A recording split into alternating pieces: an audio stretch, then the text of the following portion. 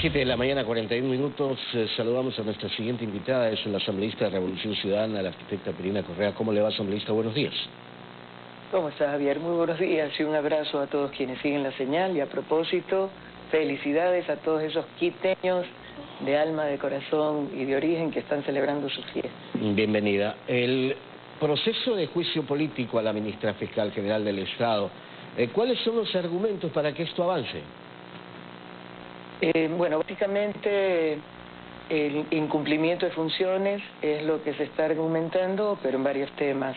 La falta de prolijidad en el tratamiento de diferentes casos, la falta de continuidad, el exceso de agilidad en determinados casos, como que implica un direccionamiento a conveniencia, casos rezagados como INA Papers, Pandora Papers, entre otros que involucran altas esferas del Estado, directamente el expresidente de la República, Lenín Moreno, y en el otro caso el hoy también expresidente de la República, Guillermo Lasso, tratamientos como León de Troya, el Gran Padrino, en el que se involucra a otras personas, pero se lo deja fuera al expresidente Guillermo Lasso cuando a lo largo del juicio político se demostró su conocimiento, y no solo su conocimiento, de los casos de corrupción debidamente denunciados, sustentados, comunicados en varias formas, presencialmente,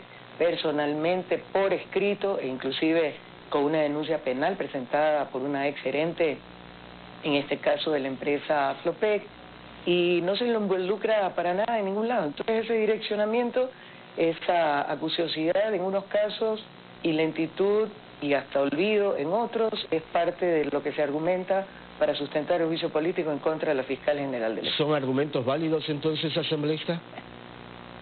Definitivamente hemos visto, como le indico, casos que corren rapidito, otros que se inventan sin mayor sustento, como el último en contra del expresidente Rafael Correa y el ex vicepresidente Jorge Glass, hasta de asesinato. Entonces, sin embargo, como les digo, están represados otros que tienen sustento. Por ejemplo, INA Papers tiene denuncias y sustentos documentales en 5 países del mundo, no solamente en Ecuador. El tema de Pandora Papers, de Panama Papers, hay denuncias formales, investigaciones hechas por muchísimos periodistas internacionales que no es que podemos decir que tienen algún tipo de direccionamiento o favoritismo hacia algún ecuatoriano, y sin embargo no se hace ninguna investigación y no avanzan a pesar de tener algún tiempo que fueron presentados. ¿Todo esto es parte del acuerdo al cual llegaron los bloques legislativos que mantienen este acuerdo? No.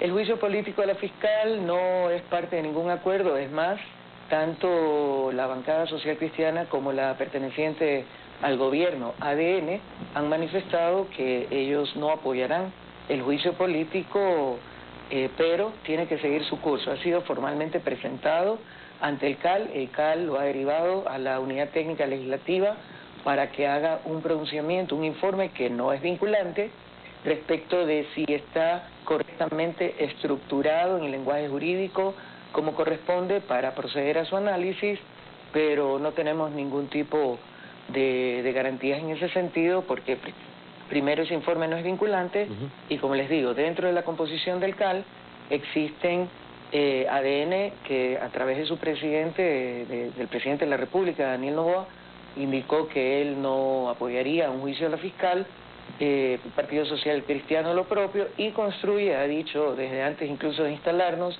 en la asamblea que con los correístas ni a la esquina.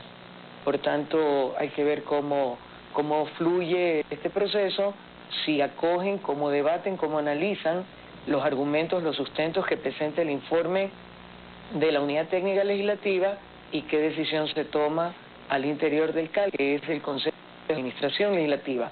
Esto es previo a apoyarse o no el proceso y derivarlo a la Comisión de Fiscalización, que es la encargada de tramitar los diferentes juicios políticos a los funcionarios que están bajo nuestro seguimiento, escrutinio y fiscalización. Independientemente de los argumentos, se necesitan políticamente dentro de la Asamblea los votos necesarios y esos no los hay todavía.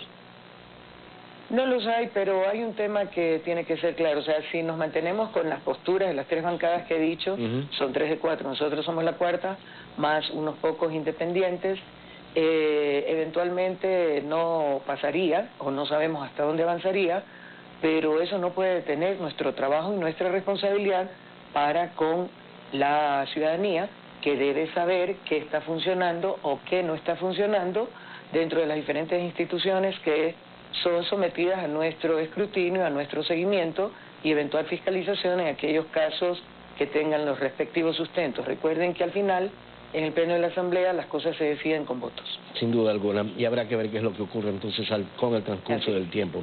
Lo otro Pero nosotros de manera responsable tenemos que continuar nuestro trabajo. No, sin duda. Detenernos porque tengamos o no los votos. Sin duda, pero el trabajo también va por el tema legislativo y me refiero a el proyecto de ley de eficiencia económica y generación de empleo. ¿Lo han analizado, lo tienen que estar analizando obviamente cada uno de los bloques legislativos?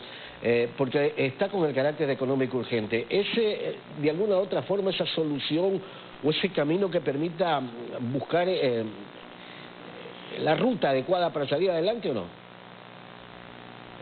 Fue ingresado el 27 y efectivamente con carácter de económico urgente empezó su tratamiento recién ayer en la Comisión de Desarrollo Económico, que está presidido por Valentina Centeno por parte de ADN, que estamos en este momento desmenuzándolo, analizándolo, porque creo que sí tiene algunos temas que hay que analizar y a profundidad. Por ejemplo, el tema de los beneficios, que tiene dos partes, ¿no? La idea de impulsar la creación de trabajo, hablemos de eso primero. Dice que las empresas que le den trabajo a jóvenes entre 18 y 29 años tendrán un incentivo por una sola vez y al final del año fiscal próximo, es decir, a fines del 2024. Pero ¿qué pasa?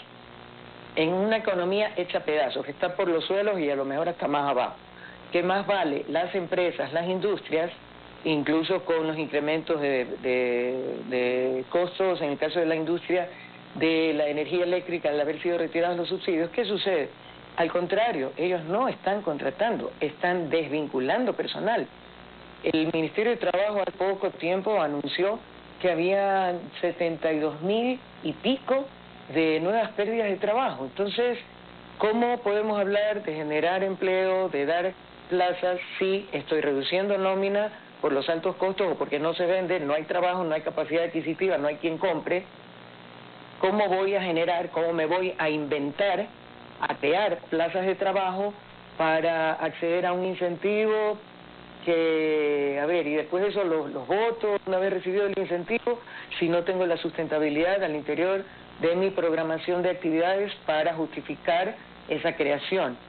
O qué tanto implica, por ejemplo, contratar, 2, 3 personas. Entonces, no es tan claro el tema. Igualmente, en la parte que habla de la posibilidad de generar empleo, contratar a personas privadas de la libertad, PPLs, yo les voy a decir algo. En el actual sistema penitenciario no hay un censo, ya se perdió la categorización de delitos, porque tampoco podemos decir, contraten a los PPLs y de repente es un asesino, o en serie, un violador. Entonces, no está claro por ahí el tema. Y en la parte de incentivos fiscales que toca esto, lo veo poco probable. Y en la parte de condonación de deudas, a mí me parece que está un poquito direccionado. Recordemos que no son datos nuestros, son datos del SRI.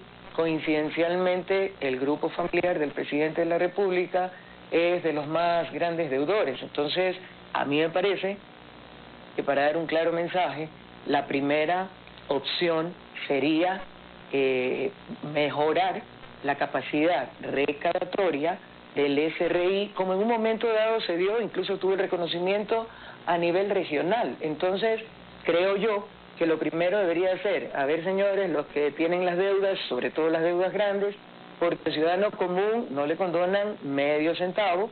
Ahí siguen los estudiantes que accedieron al crédito educativo, que son observaciones, el COVID y tanto, son observaciones que de alguna u otra manera se las puede hacer dentro de la Comisión de Desarrollo Económico para ir corrigiendo. Se las está haciendo, correcto, se lo está haciendo, y aparte de eso, yo no soy parte de la comisión, por ejemplo, pero sí soy asambleísta y por lo tanto también estoy preparando en el análisis que estamos haciendo con el equipo mío de asesores, como despacho, estamos delineando las cosas que consideramos deben ser tratadas, corregidas, incluidas o no. Es un análisis muy minucioso. Estoy acudiendo también a personas especialistas en análisis económico para que nos digan realmente lo que puede ser aplicable o no, porque en un análisis global, por ejemplo, lo calculado, lo proyectado a partir de lo que se está proponiendo como ingreso eran 832 millones de dólares versus lo que se estaría condonando de deudas